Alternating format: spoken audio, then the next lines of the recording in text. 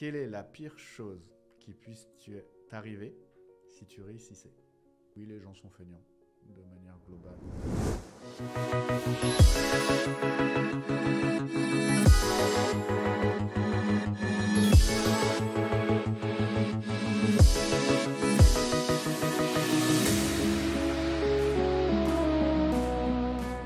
Lisez la loi de Pareto. Vous regardez une vidéo sur la loi de Pareto, Ouais. 80-20. Ok. 20% des efforts apporteront 80% des résultats. Ce que tu disais, comment j'amène, déjà fais 20%. Ouais. Et tu verras comment ça va changer. Ouais. Et essaie de voir comment tu peux faire taire cette petite voix déjà de 20% et juste appliquer. Et ce qui est intéressant, c'est que tu vois, à l'armée, quand on fait un plan de bataille, quand on fait vraiment des ordres de bataille, etc., c'est un plan où, quand tout se passe bien. Oui. Et il le faut. Et il le faut. Mais c'est aussi pour que tu n'aies à penser que à ça. Et qu'au moment où il y a un imprévu, tu n'aies que l'imprévu à gérer. Pas mal. Et c'est pour ça, et c'est ce que j'aime à l'armée, ok, on crée un plan. C'est pas parfait. On le sait. Pourquoi? Parce Ce ne sera pas la réalité. Exactement. Ouais. Pourquoi? Parce qu'on a vu une carte, on a eu des éléments d'information, on sait les théories des gens, leur potentiel, machin, véhicules, carburant, tout ce que... Mais moi, ce que j'aime, c'est le terrain qui commande. Donc, tant que tu ne seras pas confronté au terrain, tu ne pourras pas te réadapter. Mais le plan, il est là pour te faciliter les choses. Applique-le et ne gère que les imprévus. Ok, on te demande de manger plus de légumes verts.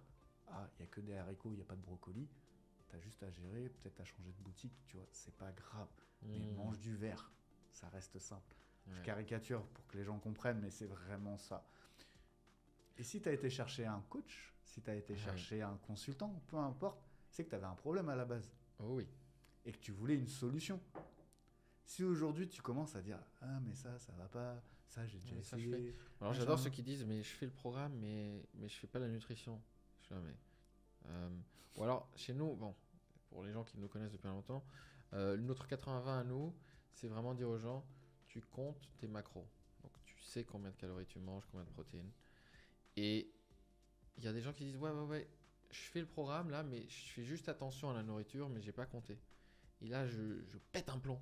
J'en dis, mais gars, ça c'est par définition, tu fais pas le programme. C'est-à-dire que si moi je te dis que le truc le plus important dans le programme, c'est de compter tes fucking macros, et que c'est ça le truc que tu ne fais pas, par définition, tu ne suis pas le programme, par définition, tu n'auras pas les résultats. Et j'en connais, des gens intelligents, des gens qui ont fait des études, des gens qui ont plein de choses pour eux, mais qui arrivent par la négociation de la voix intérieure de se bullshiter sur ce point-là. Et je te garantis, ces des gars, après 3 mois de programme, ils en sont au point de départ. Ils n'ont toujours pas évolué. Pourquoi? Parce que c'est ça le programme, c'est ça le sujet, c'est ça le point d'ancrage qui fait que tu as des résultats. Et parfois c'est dur, mais ils disent, mais si, je compte mes calories. Et quand tu creuses un peu, je lui dis, non, c'est pas possible. Si j'allais dans ta maison et je te suivais comme un commando, que j'avais toujours... tu sais, mon souffle d'air derrière ta nuque, je verrai que tu ne manges pas. Et quand tu creuses un petit peu, tu arrives à leur faire cracher le morceau. Bon, oui, c'est vrai que j'ai mangé des chocolats l'après-midi, je ne les ai pas comptés. Ou alors, bon, c'est vrai qu'à le midi, au resto ou à la cantine, j'ai pas compté. Je lui dis, mais alors pourquoi tu me dis que tu comptes? Tu vois bien que tu te bullshit toi-même. Et ça, c'est compliqué à gérer parce qu'on va loin dans la psychologie. Il y a des gens qui sont plus ou moins...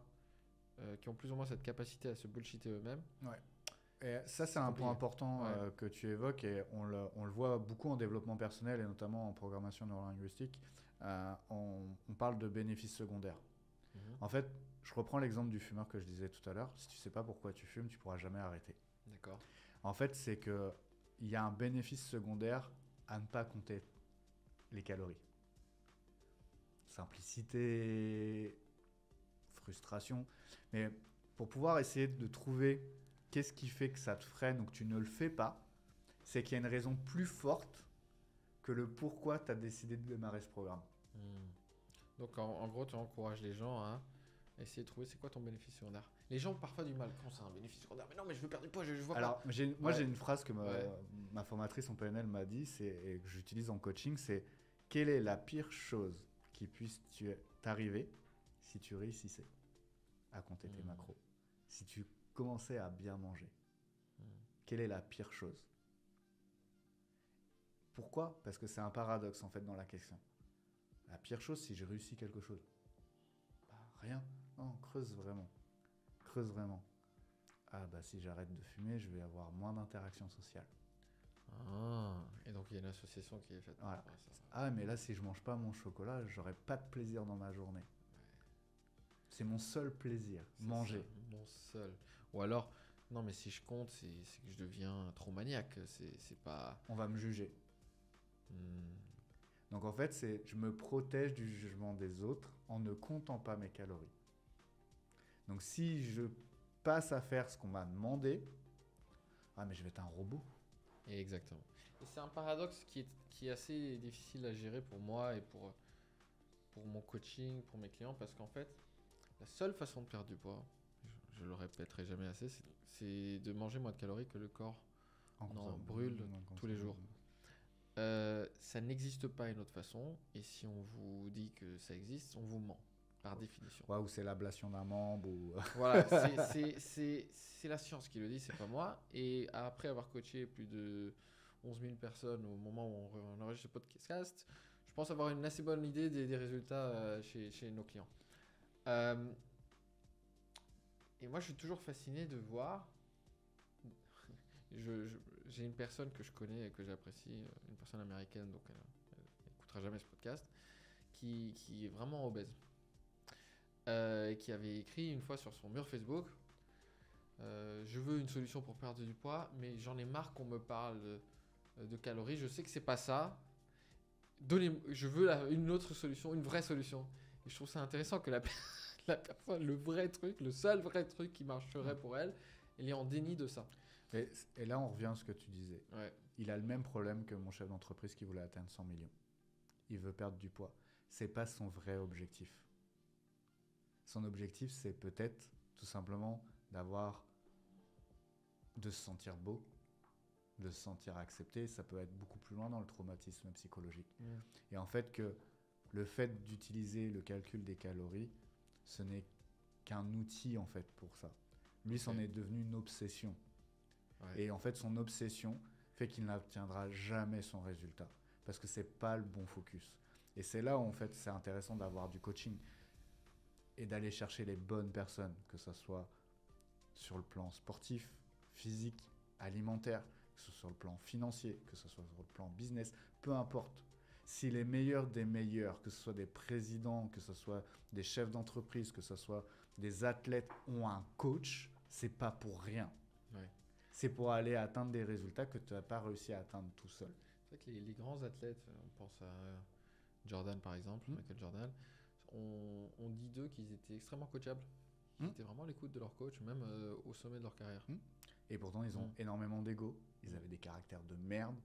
Ça, on le sait, ils ont piqué des colères. Et on connaît, il y a eu suffisamment de reportages, etc. Et effectivement, ils sont coachables. Pourquoi? Parce qu'ils ont un objectif. Et ils ont un pourquoi et une raison plus grande que eux.